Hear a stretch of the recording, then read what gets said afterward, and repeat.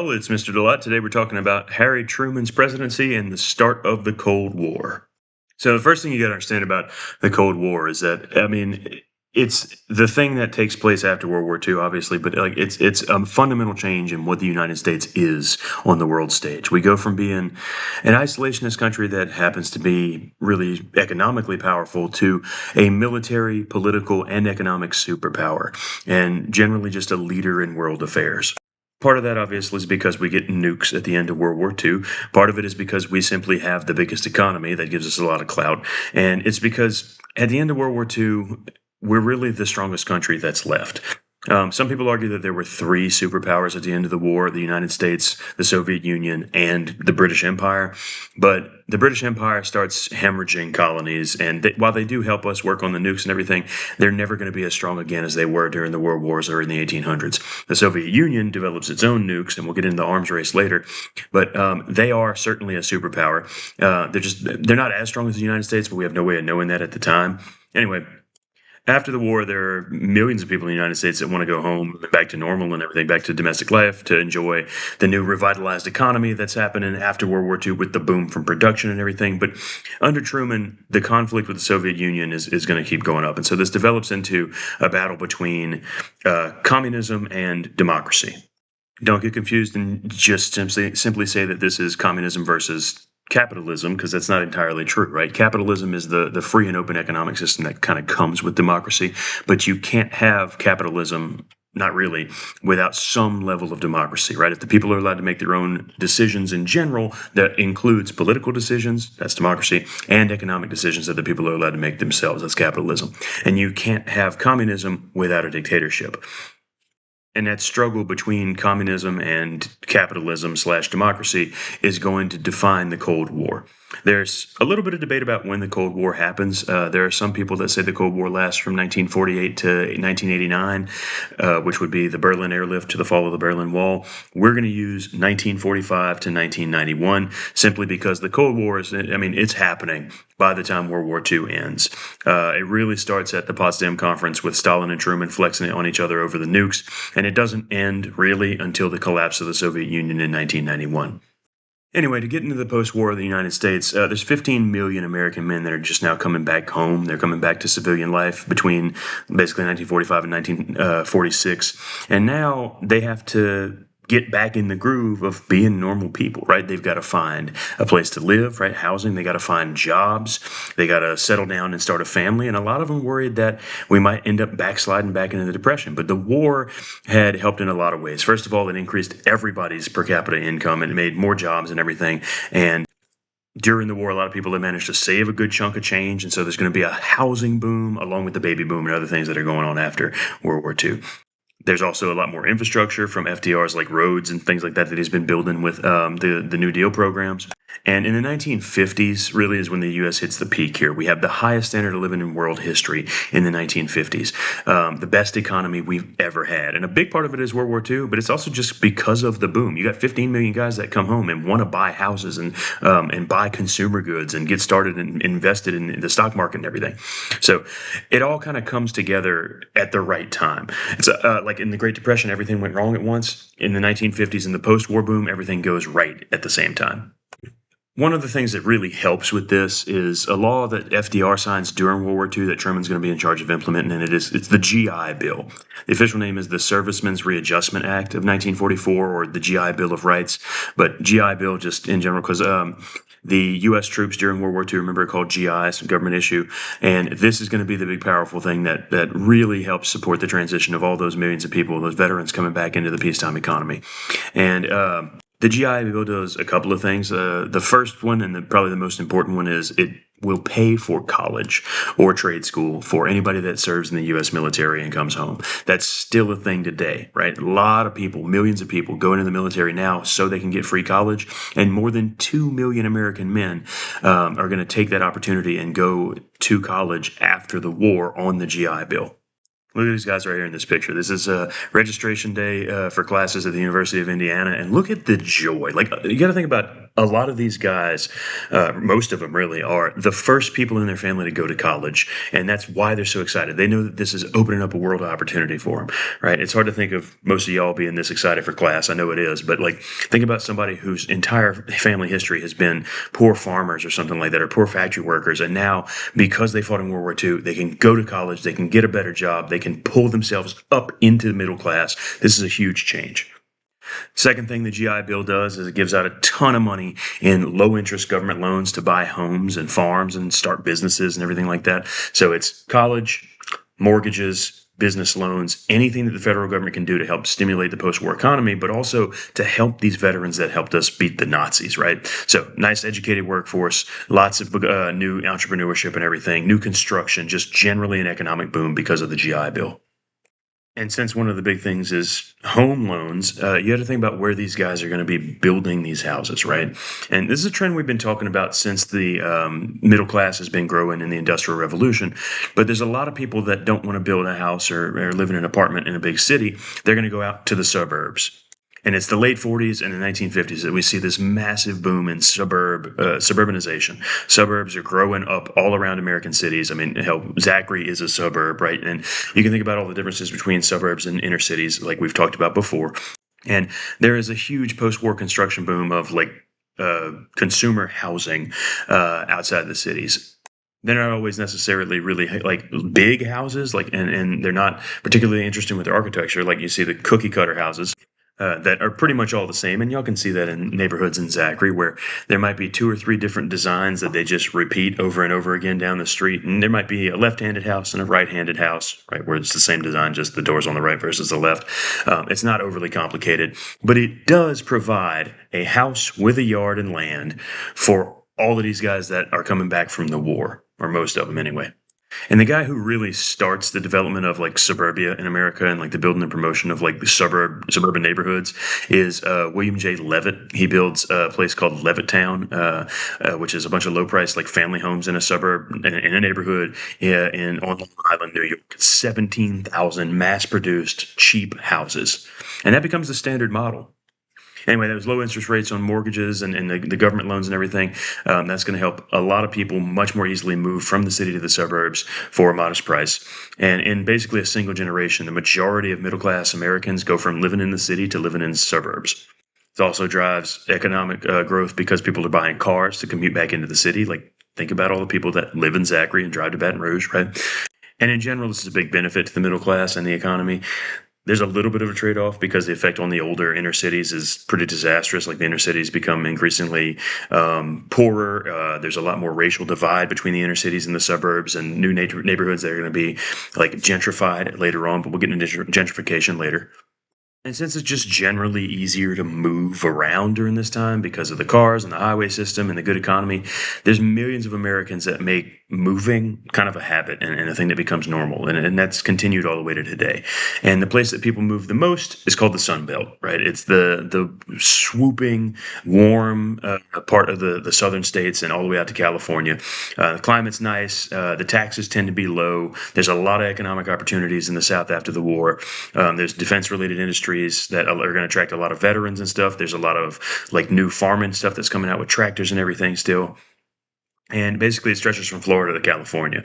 And a lot of people, like millions of Americans, are going to transfer their families to the Sun Belt plus tax and bring a lot of tax revenue and everything from New England and the Midwest and everything to the South and the West.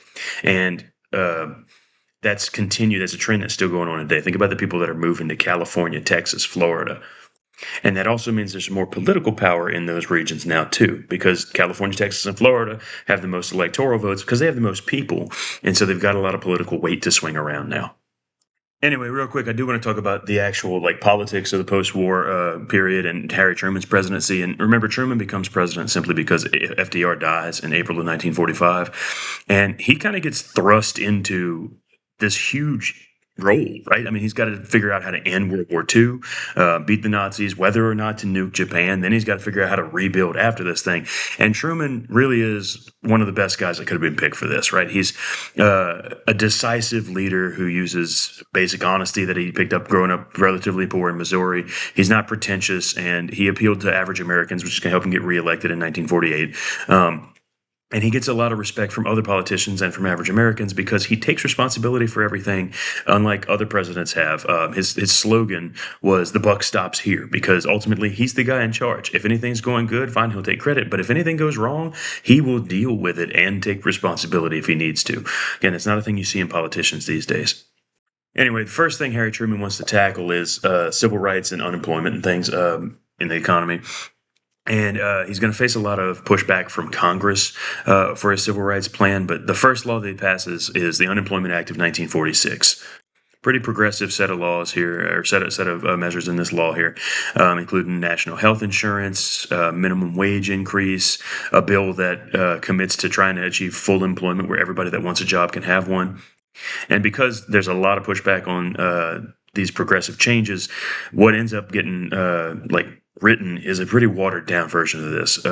Now, there are some things that do get created, like a Council of Economic Advisors to advise the president and Congress on like the means of promoting the national economic welfare and everything.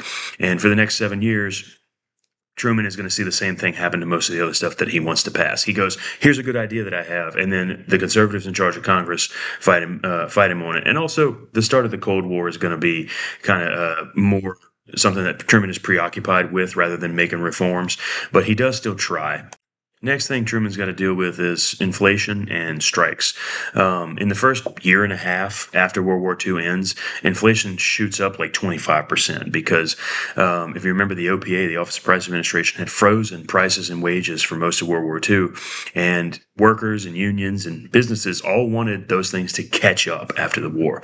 There's almost 5 million Americans that go on strike just in 1946 protesting to get a pay increase. There's also companies that start raising prices just because they can and because they haven't been allowed to for 4 or 5 years. And some of these things are a big deal, like railroad and mine strikes are a threat to national security. And Truman's got to get tough on this. He seizes control of the mines and uses the army to go in and like keep them operating until the strike ends. He's kind of tough on the unions just because he's got to keep the economy booming. And next thing Harry Truman tries to tackle is civil rights. Again, he's going to have some pushback from this, but he's the first modern president to really start to try and challenge racial discrimination, particularly Jim Crow laws in the South. And the first thing he does is he signs an executive order without Congress to create the Committee on Civil Rights in 1946. He's going to make the Justice Department stronger, give them a civil rights division that is going to focus on this. They start with trying to, figure out how to end segregation in schools. Truman is going to build on what FDR did with executive orders in World War II, where he desegregated like wartime industries and stuff, and officially and permanently desegregate all 3 branches of the military in 1948, desegregate and end segregation in any federal government departments, and he's going to try to get Congress to create a Fair Employment Practices Commission that is going to prevent anybody from discriminating and not hiring African Americans. But the Southern Democrats are going to block it. And it's not going to be until Eisenhower's presidency in the 1950s that the civil rights movement really starts to gain some traction with things like Brown versus Board of Education, but we'll get to that later. And the biggest reason that Harry Truman doesn't manage to get as many major reforms done with civil rights is because Congress is fighting him on just about everything he's doing. The Republicans take back Congress in the 80th Congress, and the first thing that happens is they try to push back on Truman and FDR's reforms. They're not happy with inflation. They're not happy with the strikes. The voters turned real conservative in the 1946 midterm elections, and the Republicans get a majority in both houses. We've seen this before. We're going to see it again. If the 2 houses of Congress are controlled by one party and the president's the other party, a lot less happens with the government just because they don't get along. And the Republicans, when they take control, are going to try to pass a bunch of tax cuts. Truman's going to veto them, especially because the tax cuts were better for businesses and upper-class Americans. They're going to fight Truman on civil rights. And the next thing that Congress does is pass the next big thing you need to know is that they passed the 22nd Amendment in 1951. 22nd Amendment, 2 terms. It's a term limit that's still in place today. It's a reaction to FDR being elected 4 times. And it gets ratified same year by all states. Everybody's fine with limited presidents to 2 terms. The Republican Congress is also going to pass the Taft-Hartley Act in 1947, which is a really pro-business act that Truman vetoed because he called it a slave labor bill, but Congress overrode the veto with a 2/3 majority. But this is the really anti-union pro-business bill. It's not nearly as pro-business and laissez-faire as the 1920s laws were, but it's still some steps against the unions. First thing it does is Taft-Hartley makes it illegal to force workers to join a union and allows states to start passing what they call right-to-work laws, where you can't force somebody to join a union to get a job, and you can't force them to join a union after they get hired either. That law also makes it illegal for secondary boycotts and strikes, where like if you have one union that goes on strike, you can't have other outside unions come in and join the strike and make it stronger. And then the last thing that it did was it gave the president the power to enforce an 80-day cool-off period, cool down before a strike endangers something like national safety. So if it's mines or railroads or something like that, the president can say, nope, you're not allowed to strike for 80 days. We're going to negotiate first. And this is something, this whole thing with labor is going to divide the Republicans and Democrats through the 1950s. Anyway, because Truman can't get Congress to do anything and work with him, even though they are still passing some laws, he starts calling them the Do-Nothing Congress. And that's going to be one of his biggest criticisms of the Republicans going into the 1948 election. The Do-Nothing Congress. 1948 election. Truman, because he's not getting along with the Republicans, because people perceive him as not having done a whole lot, and once the war ended, he's polling relatively low in 1948. The Republicans are going to be really, really confident of victory, especially because they got a lot of conservative Democrats in the South that they think they can count on voting against Harry Truman because of civil rights and because of some of his progressive reforms. There were liberal Democrats that thought that Truman's foreign policy was too aggressive and a threat to world peace. And just in general, Truman is looking like he's struggling politically. He's got a lot of challengers in 48. He's got former Vice President Henry Wallace, who was there before him, who gets nominated. He's got Strom Thurmond, who gets nominated as what they call the Dixiecrats, Southern Democrats, who starts the States' Rights Party and is going to run third party in 1948 against Truman.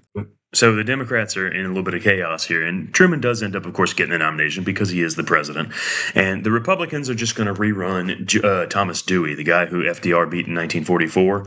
And it looks like he's going to be the winner from the start. He launches a pretty unexciting campaign, but they don't think they need to do a whole lot. It's pretty cut and dry that everybody in the country really thinks that Dewey's got it in the bag. And Truman decides to not roll over and let Dewey win. He goes on a really vigorous national tour, like where he takes the train from city to city to city, giving all these speeches and everything, trying to pass a liberal package in Congress at the same time. And of course, the Republicans fight him on it. So he starts calling them do-nothings, and that resonates with people. Truman's saying, "Hey, like we're gonna do all this stuff in the government, and the Republicans don't want me to do anything. They got my hands tied." And because he's such a fiery speaker, they start calling him the Give 'em Hell speeches, because he does a really good job here. And he shocks everybody, right? He shocks everybody, pollsters, politicians, everybody, with a decisive victory in the 1948 election. And he maintains that New Deal coalition, except for a few Dixie states that are voting for the Dixiecrats. But anyway, the Republicans were and the newspapers and all were so sure that Dewey was going to win that they had already printed Dewey defeats Truman on the newspapers, and they had like for the night before the election. And that's what's going on in this picture here. Just the irony and the pure joy on Harry Truman's face. It's just like, they thought they had me. It's a tortoise in the hare story, right? Dewey thought he had it in the bag, didn't campaign too hard. Truman comes back and blows him away. And once Truman gets into office for his second term, he's going to launch a really ambitious reform program to try to build on the New Deal. He calls it the Fair Deal. This thing is going to include national health care insurance, federal aid to education, civil rights legislation, public housing funds, a new farm program, a ton of stuff. And of course, the conservatives are going to block a lot of his reforms, but they do get things like a minimum wage that almost doubles from 40 cents to 75 cents an hour, which is a huge increase at the time.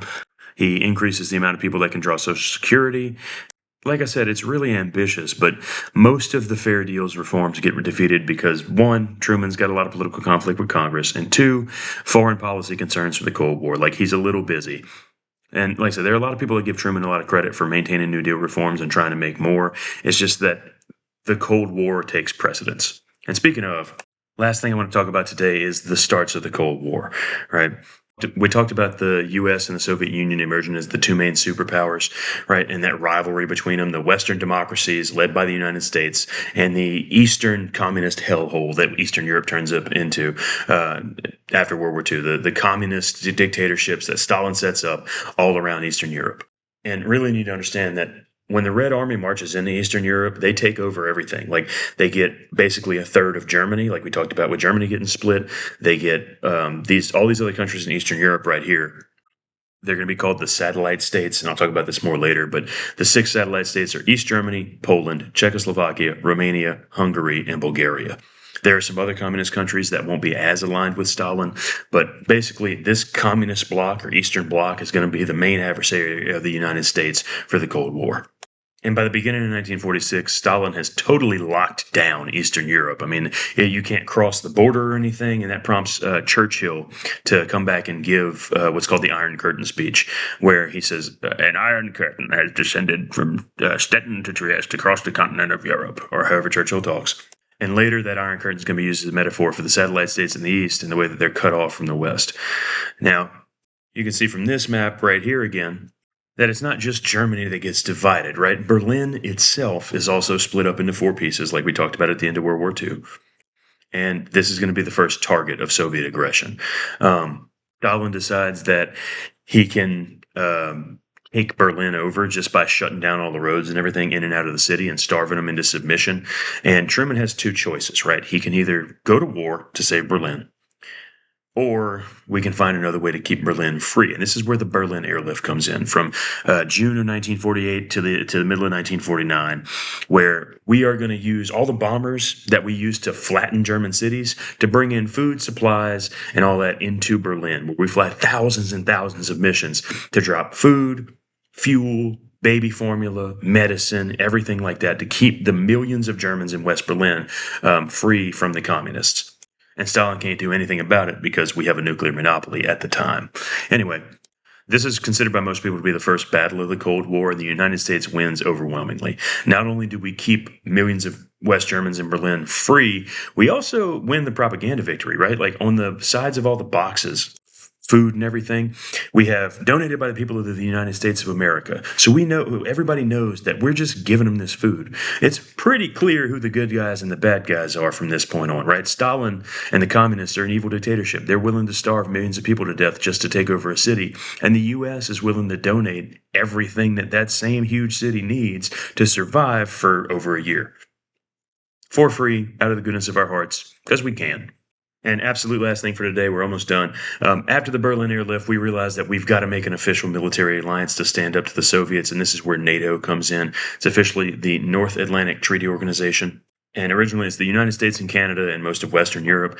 Over time, West Germany joins, Italy joins. We're going to get Greece and Turkey involved, and this will be our main anti-Soviet military alliance. Well, we've seen this before. When we make a bunch of friends, the Soviets need their own, so they formed the Warsaw Pact in 1955, which is headquartered in Poland, but it's the six satellite states and the Soviet Union. And the Cold War is going to boil down between us and our allies, NATO, versus the Soviets and their allies, the Warsaw Pact. And that'll be the power struggle the whole time.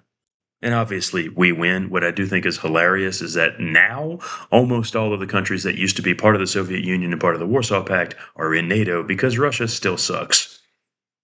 Anyway, y'all have a good day.